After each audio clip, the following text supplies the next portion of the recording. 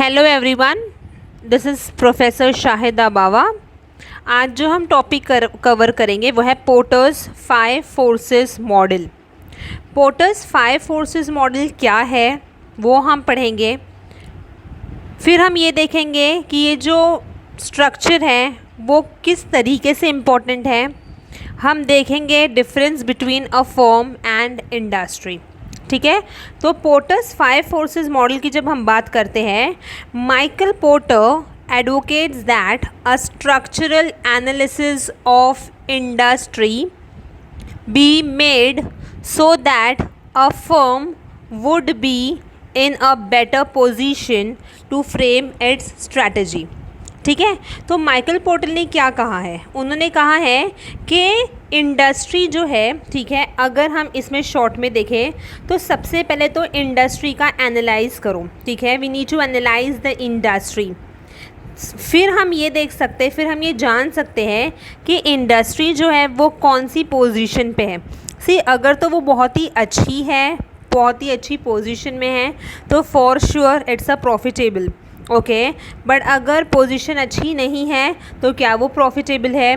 No, है ना। तो in short, what did Michael Porter advocate? That a structural analysis of industry is made so that a firm would be in a better position to frame its strategies. 3 point दिमाग में रखना है: analysis of industry, position and profitability.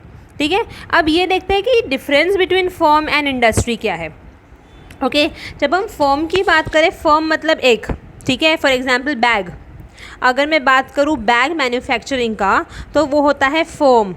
But अगर सब मिलकर काम करते हैं, सब फर्म मिलकर करते हैं, तो वो क्या हो जाती है? वो हो जाती है इंडस्ट्री। ठीक है, तो अगर तो मैं बात करूँ एक स्पेसिफिक की, ठीक है, फॉर एग्जांपल अगर मैं बात कर रही हूँ माइकल कोर्स, ठीक है, तो माइकल कोर्स एक क्या है? फर्म है। पर अगर मैं नॉर्मल इन जनरल बैग्स बोलूँ तो वो क्या हो जाएगी? वो मेरी इंडस्ट्री हो जाएगी। तो आई गेस समझ में आया हो फर्म एंड इंडस्ट्री का डिफरेंस बिटवीन। नेक्स्ट देख लेते हैं माइकल पोर्टर के 5 फोर्सेस क्या है। सबसे पहला तो फोर्स है threat of new entrants. See, threat of new entrants possible है ना। अगर तो ग्रोइंग इंडस्ट्री है, प्रॉफिट मेकिंग इंडस्ट्री है, तो भाई जाहिर बात है कि कोई ना कोई न्यू एंट्रेंस तो आएगा ही आएगा, और जो एग्जिस्टिंग फर्म है उसको कहीं ना कहीं ले डूबेगा, है ना। तो एग्जिस्टिंग फर्म में be affected due to the entry of new firms in the market. अभी एंट्री बैरियर्स क्यों हो सकता है? भाई कैपिटल जो है वो बहुत हाई होना चाहिए, है ना, और इससे क्या होगा? जो नए लोग आएंगे वो अच्छा खासा इन्वेस्टमेंट करेंगे, है ना, अच्छा खासा उनके पास में कैपिटल होगा। प्लस हम कह सकते हैं कि product image development. Okay, product image development मुझे बरकरार रखनी ही पड़ेगी, मुझे सेल्स प्रमोशन करना पड़ेगा, ब्रांड लॉयल्टी बरकरार रखनी पड़ेगी, तो मैं टिक सकती हूँ मार्केट में। वरना मेरे कस्टमर्स क्या हो जाएंगे? स्विच ऑन हो जाएंगे मेरे न्यू एंट्रेंस जो भी मार्केट में आया है उनके प्रोडक्ट लेने पर। तो थ्रेड ऑफ न्यू एंट्रेंस क्या है?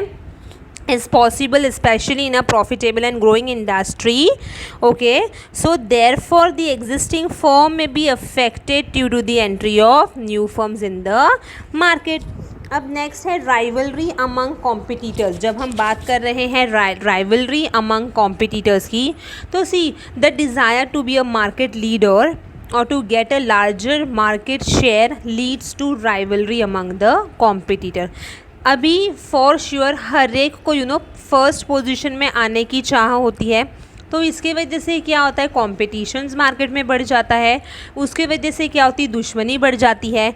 अभी अगर हमने FMCG प्रोडक्ट्स की बात किया तो स्ट्रॉन्ग राइवलरी कौन से होंगे? HUL एंड PNG, है ना। ये दोनों क्या है? मजबूत राइवल्स हैं। तो राइवल्स क्या है कि हमें भाई मार्केट का लीडर बनना है, हमें सबसे ज़्यादा मार्केट शेयर लेना है, तो इसकी वजह से क्या होता है? Rivalry among competitor. थर्ड है बार्गेनिंग पावर ऑफ सप्लायर।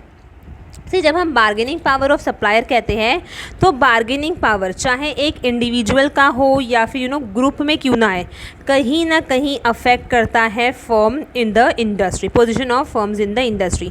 अभी अगर हम नॉर्मली अगर देखो, नेक्स्ट पॉइंट है बायर। हम जब मार्केट में जाते हैं वी डू बार्गेन, तो कहीं ना कहीं पोजीशन जो है वो अफेक्ट होती ही है ना इंडस्ट्री की। तो सेम होगा bargaining power of supplier and bargaining power of seller. ठीक है, so the bargaining power of supplier either individually or collectively can also affect the position of the firms in the industry, है ना। और in case अगर bargaining power of buyers की हम बात करें तो bargaining power of buyers either individually या कलेक्टिवली अफेक्ट करता है position of suppliers and buyers in the industry. Okay, next is thread of substitute products. सबसे ज़्यादा इंपॉर्टेंट, सब्सटीट्यूट प्रोडक्ट्स मार्केट में अभी इतने ज़्यादा आ चुके हैं, चाहे हम नॉर्मल टी कॉफ़ी ले लो, सॉफ्ट ड्रिंक्स ले लो, तो सब्सटीट्यूट्स प्रोडक्ट जो भी होते हैं वो भी एक प्रॉब्लम है। तो availability of close substitute affects adversely the existing firm as well as new entrants in the market. Alright, तो माइकल पोर्टर के ये 5 फोर्स थे: threat of new entrants, rivalry among competitor, bargaining power of suppliers, bargaining power of buyers, and then thread of substitute product. I guess जो ये Michael Porter 5 forces model था वो अच्छे तरीके से समझ में आया हो कि Michael Porter, what did Michael Porter advocate, that 3 point should be kept in mind: analysis of industry, the position and whether it's a profitable or loss making firm. Next is firm and industry का क्या distinguish between है। हमने पढ़ा, एक normal हमने example लिया था bag का। ठीक है, बैग का हमने एग्जाम्पल देखा। अगर एक है, मैं अगर नाम ले रही हूँ किसी भी बैग का, फॉर एग्जाम्पल बैग की बात छोड़ दूँ, अगर मैंने टी का किया, ठीक है, और अगर मैं टी में बात कर रही हूँ टाटा टी, तो वो हो गया होगा फर्म। अगर मैं सब मिलाकर बात कर रही हूँ तो that will be my industry. Okay, फिर Michael Porter 5 forces: threat of new entrants, rivalry, bargaining power of suppliers and bargaining power of buyers, and then the thread of substitute product. I guess substitute product सभी को पता है। substitute is nothing, अगर cocoa Cola है तो Pepsi. ठीक है, ये 2 मार्केट में है, कोई भी हम चीज़ ले सकते हैं, हम पी सकते हैं, है ना। तो ये क्या हो जाता है, प्रॉब्लम हो जाती है।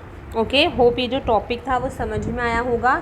If yes, do like, share and subscribe my channel. Thank you everyone.